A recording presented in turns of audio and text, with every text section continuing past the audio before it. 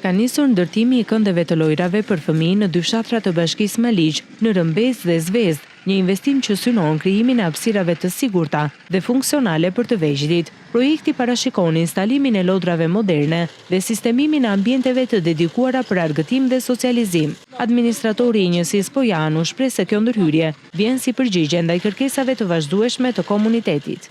Tu jemi në muzeu i fshatit Rëmbez, si është një dhe vetë, punimet sapo kanë filluar ditën e sotme. Shpresojmë që të kënaqim edhe banorët, pasi e kishin bërë dhe si kërkesë dhe duhesh e vërtet, sepse fëmijët s'kan ku të luajnë në për rrugica, në për lagje. U pa e arsyeshme, pasi dhe sheshi është sistemuar i gjithi. Do vëmë dhe disa stola, është menduar edhe për një ndriçim.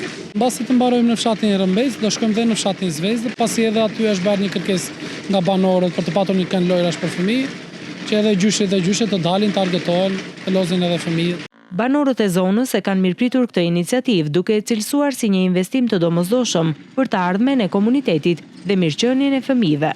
Ju keni vetë një për mbesa? Kemi, pasi kemi këtu. Pas ka rëndësi se i kemi, pasi kemi fëmijët tanë në ata. E të bëjnë mirë, do bëjnë shumë, edhe po e bëjnë mirë fare. Luajnë zakonisht fëmijët? Kanë? Rrugëja, s'lejnë në gurë palojtën për rrugët e fshatit.